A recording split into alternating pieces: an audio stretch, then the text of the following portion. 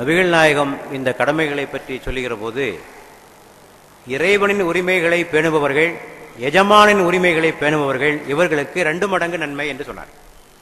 கவனிக்க வேண்டிய விஷயம், எதையும் இணைக்கிறாங்கிறதான். இறைவனுடைய கடமையை பேணுவது, எஜமானனுடைய கடமையை பேணுவது, 2ஐயும் ஒரே தட்டிலே வைத்து இந்த 2ஐயும் செய்பவர்களுக்கு 2 மடங்கு நன்மை கிடைக்கும் என்று சொன்னார்கள். ஆகவே உரிமை எந்த அளவுக்கு முக்கியமோ அந்த அளவுக்கு கடமை முக்கியம்.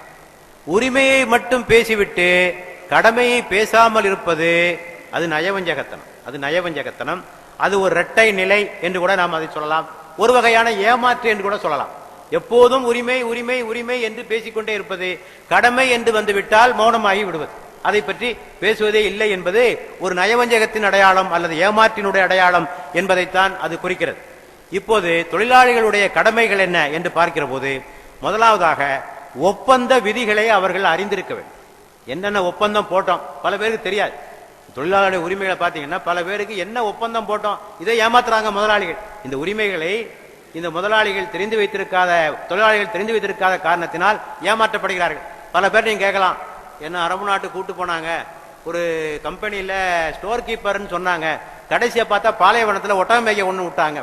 இவனுக்கே தெரியாது என்ன ஒப்பந்தம் போட்டோம், அதுல என்ன விதி இருக்கு என்பது இவனுக்கே தெரியாது. ஆகவே முதலாவதாக இவர்களே அது நேரம் என்ன, எவ்வளவு நேரம் வேலை பார்க்க வேண்டும், சம்பளம் என்ன வகையான பணி, பிஎஃப் எவ்வளவு கிடைக்கும், ப்ராவிடன்ட் ஃபண்ட் எவ்வளவு கிடைக்கும், போனஸ் எவ்வளவு கிடைக்கும், ஊதிய உயர்வு எப்படி கிடைக்கும், இவற்றையெல்லாம் தொழிலாளிகள் முதலாவதாக உணர்ந்திருக்க வேண்டும். 2வதாக ஒப்பந்த விதிகளை நிறைவேற்ற வேண்டும். எப்படி முதலாளி ஒப்பந்த விதிகளை நிறைவேற்ற வேண்டுமோ அதுபோன்று தொழிலாளிகளும் ஒப்பந்த விதிகளை நிறைவேற்ற வேண்டும். குர்ஆன் சொல்லுகிறது, ஆஃபு பில் உகூத், நீங்கள் இந்த ஒப்பந்தத்தை பற்றி மறுமையிலே நீங்கள் விசாரிக்கப்படுவீர்கள். ஆகவே ஒப்பந்த விதிகளை பற்றி அவர்கள் தெரிந்திருக்க வேண்டும், அதை நிறைவேற்ற வேண்டும். வேலை கிடைக்கிற வரைக்கும் சொல்லுவான், நல்லா வேலை செய்வேன், அப்படி செய்வேன், இப்படி செய்வேன். உள்ள போன பிறகு விளையாட்டு காட்டுவான். இருக்காங்களா இல்லையா? உள்ள வேலை உள்ள போற வரைக்கும் எல்லாம் செய்வாங்க, உள்ள போன பிறகு எல்லா விளையாட்டும் காட்டுவாங்க இல்லையா? ஆக இந்த நிலை இருக்கக்கூடாது. அடுத்தது பணி பற்றிய அறிவு, எந்த வேலை செய்ய போறானோ அதை பற்றிய ஞானம் இருக்கணும். இல்ல இது முக்கியமான விஷயம் இல்லை. அந்த துறை பற்றிய ஞானம் இல்லாமலே வேலைக்கு போற. இப்ப நபிகள் நாயகம் சொன்னாங்க, ஒருவன் மருத்துவம் அறியாமலே மருத்துவம் பார்த்து அதனால் ஏதாவது மோசமான விளைவுகள் ஏற்பட்டால் அதற்கு அவன் தான் பொறுப்பு. நீங்க நிறைய போலி மருத்துவர்கள்லாம் இருக்காங்கல்ல, ஒண்ணுமே தெரியாது. எங்கேயாவது டாக்டர் ஒரு 3 வருஷம் கம்பவுண்டரா இருப்பான், அதை வச்சுக்கிட்டு வைத்தியம். எத்தனை நோயாளி செத்து போறான் நாங்க பார்த்துக்கிட்டோம். எத்தனை நோயாளிகள் என்ன பாடுபடுகிறார்கள். அவர்கள் தான் தொலைக்காட்சியிலே அதிகமாக வருவார்கள். ஆகவே தொழிலாளியினுடைய முதல் கடமை என்னவென்று சொன்னால், தான் பார்க்க போகிற தொழிலை பற்றிய முழுமையான ஞானம் அவனுக்கு இருக்க வேண்டும். நபிகள் நாயகம் ஒரு தோழர் இருந்தார், அபூதர் கிஃபாரி. அவர் கேட்டார் நபிகள் நாயகத்தை, எல்லாருக்கும் பதவி கொடுக்குறீங்க, எனக்கு ஏதாவது ஒரு பதவி தரப்படாதா? பதவி ஆசையில் அல்ல, பணி செய்ய வேண்டும் என்ற ஆசை. பதவி ஆசை அல்ல, பணி செய்ய வேண்டும் என்ற ஒரு ஆர்வம். இப்ப நபிகள் நாயகம் அவர்கிட்ட சொன்னாங்க, நீ உமக்கு அந்த பதவி வேண்டாம், இந்த பணியை நீர் ஏற்றுக்கொண்டால் நீர் நஷ்டத்துக்குரியவராக ஆகிவிடுது. என்ன அர்த்தம்னா, அதுக்குரிய தகுதி உங்ககிட்ட இல்லை. ஆள் நல்லவர் தான், ஆள் நல்ல ஆளு, நபித்தோழர்களே மிக உயர்ந்த தரத்திலே உள்ளவர், ஒழுக்க மாண்புடையவர், நல்லவர் ஆனால் வல்லவர் அல்ல, நல்லவர் ஆனால் வல்லவர் அல்ல. ஆகவே நல்லவங்கிறதுக்கு அவர் வேலை கொடுக்க முடியுமா? எலக்ட்ரீஷியன் வேலையே தெரியாது, ஆள் நல்ல ஆளியா, எங்க வீட்டு எலக்ட்ரிக்கல் நீ தான் பண்ணி கொடுக்க முடியுமா அவங்ககிட்ட? இன்னைக்கு பல பேர் அப்படிதான் வராங்க. அந்த தொழிலை பற்றிய ஞானமே இல்லாமல் ஏடா கூடாவா ஏதாவது செஞ்சு வச்சுட்டு போய் பொருள் நஷ்டத்தையும் உயிர் நஷ்டத்தையும் ஏற்படுத்துகிறார்கள். பிறகு இன்னொரு எலக்ட்ரீஷியனை கூப்பிட வேண்டியிருக்கு, அதையெல்லாம் சரி பண்ண வேண்டியிருக்கு. ஒரு எல்லாம் டபுள் செலவு, இரட்டை செலவு. ஆகவே தொழில் தெரியாமல் அந்த தொழிலுக்குள் நாம் நுழையக்கூடாது. தரமற்ற பொருட்கள் உற்பத்தி ஆகும் இல்லையா? தரமில்லாத பொருள் உற்பத்தி ஆகும். நீங்க ஒரு காரை உற்பத்தி பண்ண வைத்துக்கொள்ள, அசோக் லைலண்ட் கார் தானே சரி, வெஹிக்கிள் தானே சரிங்க, சரியா ஒரு பிரேக்கை ஒழுங்கா செஞ்சு கொடுக்கலன்னு வைங்க, என்ன ஆகும்? ஆக்சிடென்ட் ஆகும். அதுக்கு நீங்க தான் காரணம். யார் இதனை உற்பத்தி செய்தாரோ அந்த தொழிலாளி தான் இந்த பாவத்திற்கு பொறுப்பேற்க வேண்டும். ஆனா வெளியில தெரியாது. பழி யார் மேல போடுவோம்? டிரைவர் மேல போட்டு முடிச்சிருவோம், அவ்வளவுதான். ஆகவே பணி பற்றிய அறிவு, அதை அவ்வப்போது படித்துக்கொண்டே இருக்க வேண்டும். Updating the knowledge. ஏனென்றால் விஞ்ஞான அறிவு வேகமாக வளர்ந்துகிட்டே இருக்கு. நிறைய பேருக்கு காலேஜில் படிச்சதுதான், அதுக்கு பிறகு ஒரு படிப்பும் கிடையாது. அதுக்கு பிறகு அந்த துறை சார்ந்த எந்த புதிய அறிவையும் வளர்த்துக் கொள்வதில்லை.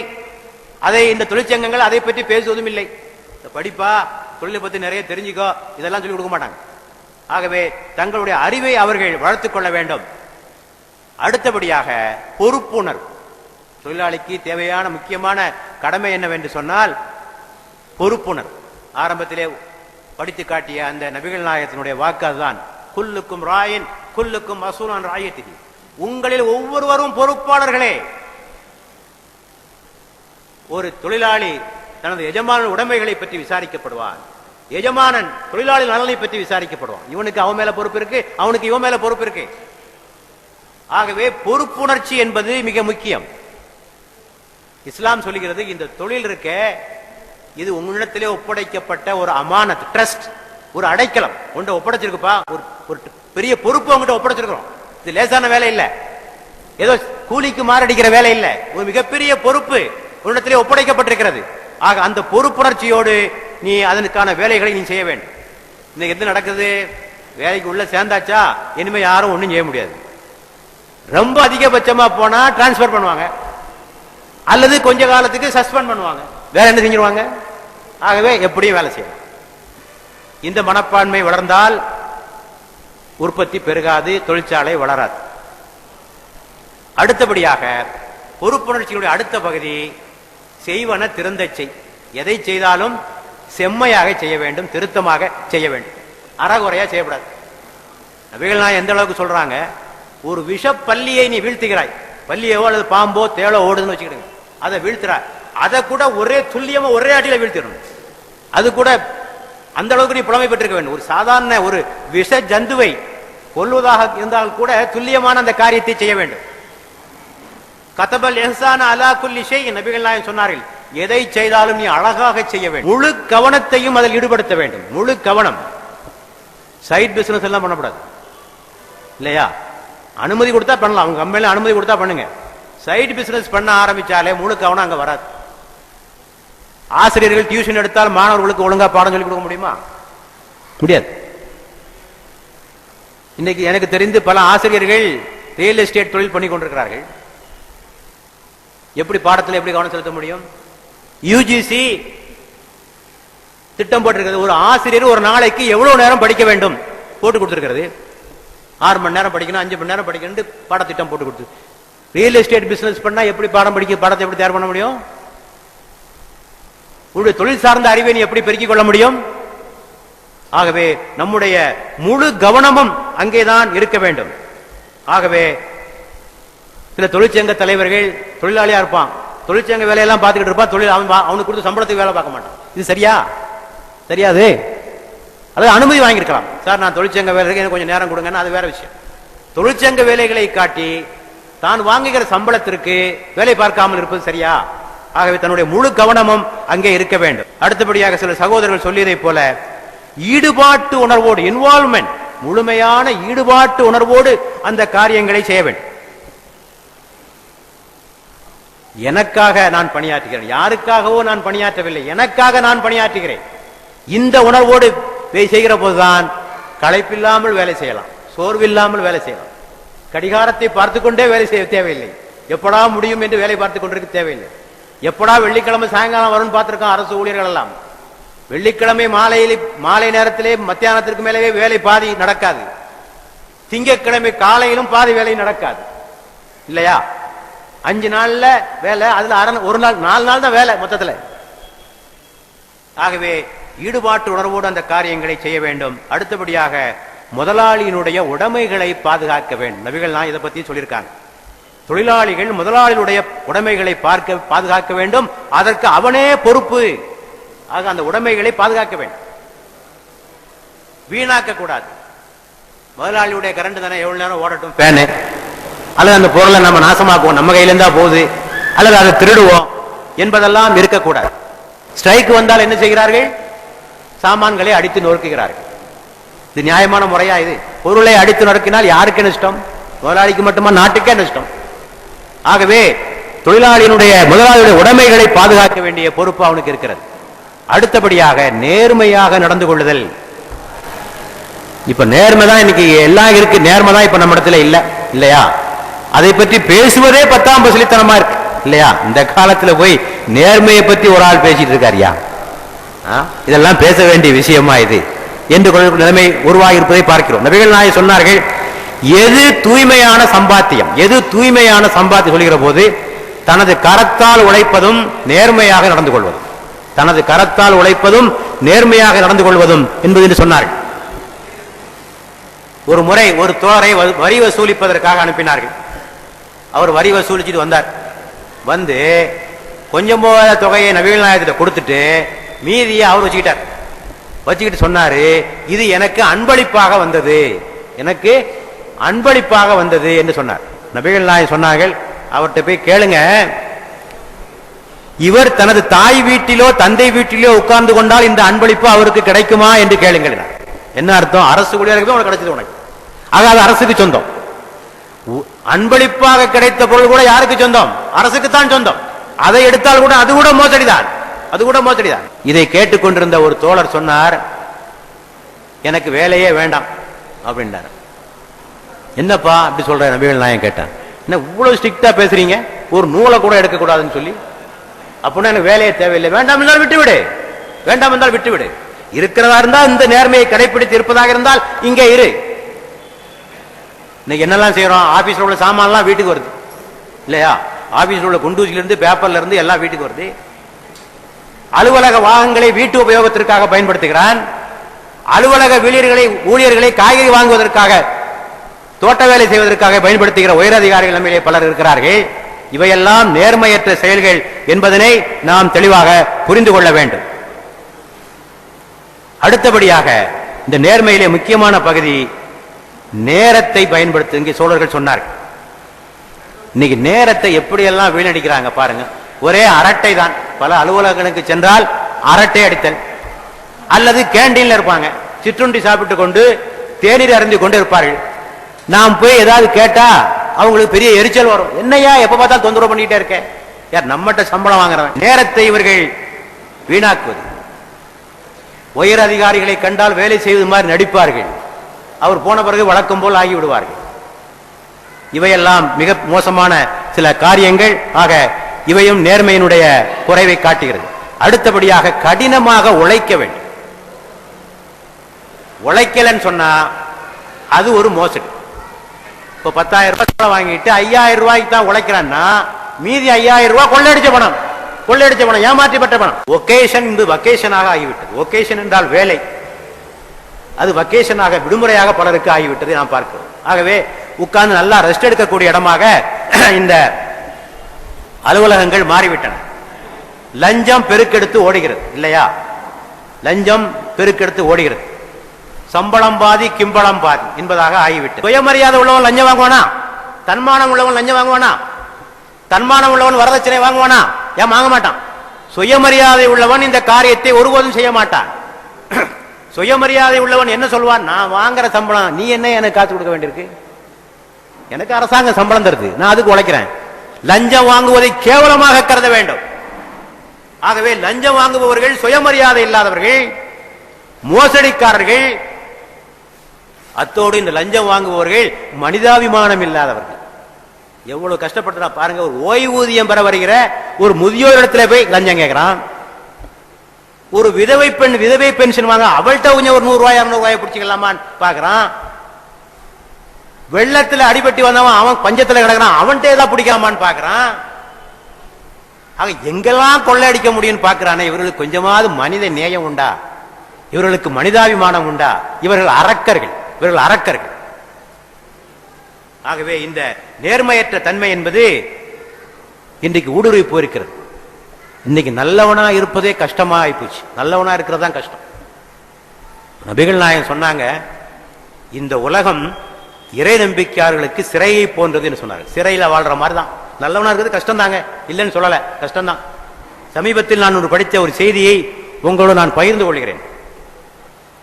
தேவ சகாயம் என்று சொல்லக்கூடிய ஒரு IAS அதிகாரி, நேர்மையான அதிகாரி. அவருக்கு கிடைத்த பரிசு என்ன தெரியுமா? அவர் சொல்லுகிறார், அவரே சொல்லியது. 20 ஆண்டு கால பணியில் 18 முறை டிரான்ஸ்பர் மாறுதல். 20 வருஷத்துல 18 முறை என்னை இடம் மாற்றினார்கள். என்னுடைய குழந்தைகளுடைய கல்வி பாதிக்கப்பட்டது. சக ஊழியர்களால் நான் வெறுக்கப்பட்டேன். சொல்வான்ல, என்னையா நீனும் பிழைக்க மாட்டேற, எங்களையும் பிழைக்க விட மாட்டேற சொல்வான்ல. பிழைக்க தெரியாதவன் என்று என் மீது பரிகாசம். அதாவது நல்லவனா இருந்தா பாருங்க என்ன நடக்குதுன்னு பாருங்க. பிழைக்க தெரியாத என் மீது பரிகாசம். நண்பர்களுடைய எண்ணிக்கை நாளுக்கு நாள் குறைந்து கொண்டே போனது. நண்பர்களுடைய எண்ணிக்கை நாளுக்கு நாள் குறைந்து கொண்டே போனது. சின்ன சின்ன அவமானங்கள், தனிமைப்படுத்தப்பட்டேன். நல்லவனா இருந்ததுக்கு இந்த கதி. என்றாலும் நான் தளரவில்லை. எனக்கு கிடைத்த நம்பிக்கை என்னவென்று சொன்னால், மக்கள் என் மீது நம்பிக்கை வைத்திருக்கிறார்கள், மக்கள் என்னை மதிக்கிறார்கள், மக்கள் எங்கே போனாலும் என்னை மரியாதையோடு பார்க்கிறார்கள். இது கிடைத்த திருப்தி இந்த இழப்புகளை விட சிறந்தது. பணத்தை சேர்க்கலாம், செத்த பிறகு உங்களை ஒத்தங்க நினைவு கூற மாட்டானே. இந்த ஆள் போக வேண்டிய ஆள் போயிட்டான். நீங்கள் நேர்மையாக வாழ்ந்திருந்தால் இந்த உலகம் உள்ளளவும் உங்களை நினைவு கூறுவார்கள். இந்த உலகம் உங்களை மரியாதையாக வைக்கும். இன்னைக்கு காமராஜர் பேரை சொல்றோம், கக்கனுடைய பெயரை சொல்லுகிறோம், லால் பகதூர் சாஸ்திரியுடைய பெயரை சொல்லுகிறோம், காந்திஜியினுடைய பெயரை சொல்லுவோம் என்று சொன்னால் என்ன கோடி கோடியா சேர்த்து வச்சிருந்தாங்க அவங்க. எளிமை இல்லையா? கக்கன் என்ன செய்தார்? மந்திரி பதவியை ராஜினாமா செய்துவிட்டு மந்திரி பதவி முடிந்த பிறகு போகும்போது கார்ல போய் ராஜினாமா கடிதத்தை கொடுத்துட்டு திரும்பும்போது பஸ்ல வந்தார். நான் மந்திரி இல்லப்பா பஸ்ல வரேன்னு வரார். ஆக இப்படிப்பட்ட நல்லவர்களா நமக்கு வேண்டும், இப்படிப்பட்டவர்களையா நாம் உருவாக்க வேண்டும். ஆகவே இந்த அவமானங்களையோ இந்த கஷ்டங்களையோ நாம் ஒரு பொருட்டாக நாம் கருதக்கூடாது. நான் நேர்மையாக வாழ்ந்தேன், யாருக்கும் துரோகம் இழைக்கவில்லை, எவருடைய செல்வம் என்னுடைய செல்வத்தில் கலக்கவில்லை, எவருடைய உரிமையும் நான் பறிக்கவில்லை, எவருக்கும் நான் கஷ்டம் கொடுக்கவில்லை. இந்த உணர்வோடு வாழ்வது மனிதாபிமானமா, மனித தன்மையா? மக்களை கொடுமைப்படுத்தி லஞ்சம் வாங்கி கொண்டு வாழ்வது சிறந்த வாழ்க்கையா? யோசித்து பார்க்க வேண்டும். ஆக நேர்மையாக வாழ்வது. அடுத்தபடியாக நபிகள் நாயகம் சொல்லியது, தொழிலாளருடைய கடமை என்பது மக்களுக்கு எளிதாக்கி தாருங்கள். எஸ்ஸிரு வலா துஅஸ்ஸிரு. நபிகள் நாயகம் ஒருவரை அதிகாரியாக நியமித்தால் அவருக்கு இடுகின்ற கட்டளை தான், மக்களுக்கு லேசாக்கி கொடுங்க, மக்களை கஷ்டப்படுத்த. மக்களை கஷ்டப்படுத்த இன்னைக்கு என்ன கஷ்டப்படுத்துன்னு பாருங்க. ஒரு மின்சார இணைப்பை இலகுவாக உங்களால் வாங்கிவிட முடியுமா? ஒரு பட்டாவை உங்களால் இலகுவாக வாங்கிவிட முடியுமா? இங்க அலக்களிப்பான், அங்க அலக்களிப்பான், அந்த டாக்குமெண்ட் சரியில்லை, இந்த டாக்குமெண்ட் சரியில்லை, இன்று போய் நாளை வா. அரசாங்க அதிபரத்தில் எழுதி போட்டுடலாம், இன்று போய் நாளை வா. ஆக இவரை பார்க்கணும், அவரை பார்க்கணும், மேலதிகாரியை பார்க்கணும். ஏதாவது மக்களை எப்படியெல்லாம் கஷ்டப்படுத்த முடியுமோ அப்படியெல்லாம் கஷ்டப்படுத்த. அப்பதான் லஞ்சம் தருவான். கஷ்டப்படுத்த லஞ்சம் தருவான். அவன் லேசா முடிச்சு கொடுத்துட்டா எப்படி லஞ்சம் கிடைக்கும்? ஆகவேதான் லஞ்சத்திற்கு இன்னொரு பெயர் விரைவு பணம், ஸ்பீட் மணி. வேலை வேகமா நடக்குன்னா லஞ்சம் கொடு. ஆகவே நபிகள் நாயகம் சொன்னது, எஸ்ஸிரு வலா துஅஷ்ஷிரு பஸ்ஸிரு வலா துனஃபிரு. நீங்கள் மக்களுக்கு எளிதாக்கி தாருங்கள், மக்களுக்கு கடினத்தை தராதீர்கள், மக்களுக்கு நற்செய்தி வழங்குங்கள், அவர்களுக்கு கடுப்பை உண்டாக்காதீர்கள். ஆக ஒரு ஆபீஸுக்கு போனா ஒரு இதமாக மகிழ்ச்சியாக யாராவது பார்க்கிறான் நம்மள, ஏதோ கொள்ளக்காரன் வந்த மாதிரி நம்மளை பார்க்கறாங்க இந்த அதிகாரிகள் எல்லாம். ஆக இவற்றையும் அவர்கள் கவனிக்க வேண்டும். அடுத்தபடியாக தொழிலாளருடைய கடமை தங்கள் உடலை நன்றாக வைத்துக் கொள்ள வேண்டும். இதுவும் சொல்லியிருக்கு இஸ்லாத்தில். சிறந்த ஊழியன் யான் என்று சொல்லுகிற போது கவியுன் அமீன் குர்ஆன் சொல்லுகிறது. 28வது அத்தியாயம் 26வது வசனம். உடலை நல்லா வச்சுக்கணும், உடல் வலிமை இருக்க வேண்டும். ஆக அதற்கான பயிற்சியோ உணவு கட்டுப்பாடோ வைத்துக் கொள்ள வேண்டும். புகைப்பிடித்தல், கெட்ட பழக்கங்கள் இவையெல்லாம் இருக்கக்கூடாது. தொப்பை வைத்திருக்கிற போலீஸ்காரர்களை பார்த்தால் நமக்கு எப்படி மரியாதை வரும்? வராது இல்லையா? ஒரு காவல்துறையை சேர்ந்த ஒருவர் எப்படி இருக்க வேண்டும், உடல் எப்படி இருக்க வேண்டும்? அவருக்கே தொப்பை இருந்தால் எப்படி? அவர்களிடத்திலே தீய பழக்கங்கள் இருந்தால் எப்படி? அவர்கள் மது குடிப்பவர்களாக இருந்தால் எப்படி? அவர்கள் எப்படி மதுவை ஒழிக்கப் போகிறார்கள்? ஆகவே உடல் நலத்தை பேண வேண்டும். இவையெல்லாம் தொழிலாளருக்குரிய கடமைகள். இறுதியான ஒரு கடமை, தீமை பயக்கின்ற தொழில்களிலே நீங்கள் வேலைக்கு சேராதீர்கள். மக்களுக்கு தீமை தரக்கூடிய தொழில்கள், புகைப்பிடித்தல் மக்களுக்கு தீமை தரக்கூடியது, டாஸ்மாக் மக்களுக்கு மதுக்கடை தீமை தரக்கூடிய தொழில், ஆபாசம் மக்களுக்கு தீமை தரக்கூடிய தொழில். எவ்வளவு கோடி வருமானம் வந்தாலும் சரி வரக்கூடாது. ஏனென்றால் நீங்க அவங்க சொல்லலாம், நாங்க ஒண்ணும் பண்ணல, சாராயத்தை அவங்க ஆச்சுனா நாங்க கொடுக்கிறோம். இல்ல, நீயும் தீமைக்கு உடந்தை, அந்த தீமைக்கு நீயும் உடந்தை. நபிகள் நாயகம் சொன்னாங்க, மதுவை பற்றி சொல்லுகிற போது மது குடிக்காதன்னு மட்டும் சொல்லல, மது காய்ச்சாதே, மதுவை சுமக்காதே, மதுவை விற்காதே, மதுவை பரிமாறாதே, மதுவை பரிசாக கொடுக்காதே. பரிசாக கூட கொடுக்கூடாது. ஒரு ஆள் மது வச்சிருந்தாரு. நபிகள் கேட்டாங்க, என்னப்பா மது வச்சிருக்கிய என்னன்னு. இதை நான் குடிக்கல, என்னுடைய கிறிஸ்தவ நண்பர் ஒருத்தர் இருக்காரு, அவரு கொடுக்கறதுக்காக தான் வச்சு. இவர் குடிக்க மாட்டாரா, அவரு கொடுப்பாராம். போட்டு உடனாங்க நபிகள், போட்டு உடையாடு. இன்னும் சொன்னார்கள், எந்த அளவுக்கு என்றால், மது பரிமாறப்படுகிற மேசைகளில் நீங்கள் உட்காராதீர்கள். நீ குடிக்கல, பரிமாற அதோட உட்காராத. ஆக தீமை பயக்கின்ற மனித சமுதாயத்திற்கு கேடு விளைவிக்கின்ற தொழில்களிலே எவ்வளவு லாபம் வந்தாலும் சம்பளம் வந்தாலும் அதன் பக்கமாக நாம் செல்லக்கூடாது. ஆக இதுவரை நாம் பேசிய கருத்துக்கள், தொழிலாளிகளுடைய கடமைகள், ஒப்பந்த விதிகளை அறிந்திருக்க வேண்டும், ஒப்பந்த விதிகளை நிறைவேற்ற வேண்டும், பணி பற்றிய அறிவை அவர்கள் பெற்றிருக்க வேண்டும், பொறுப்புணர்ச்சியாக செயல்பட வேண்டும், செம்மையாக எந்த காரியத்தையும் செய்ய வேண்டும், முழு கவனத்தையும் அவர்கள் செலுத்த வேண்டும், ஈடுபாட்டு உணர்வோடு செய்ய வேண்டும், முதலாளிகளுடைய உடைமைகளை அவர்கள் பாதுகாக்க வேண்டும், நேர்மையாக நடந்து கொள்ள வேண்டும், நேரத்தை வீணாக்காமல் இருக்க வேண்டும், கடின உழைப்பு செய்ய வேண்டும், மக்களுக்கு விஷயங்களை எளிதாக்கி தர வேண்டும், உடலை நல்ல முறையில் பேணிக்கொள்ள வேண்டும், தீமையை பயக்கின்ற தொழில்களை அவர்கள் செய்யக்கூடாது. இவையெல்லாம் அவர்கள் செய்ய வேண்டிய கடமை.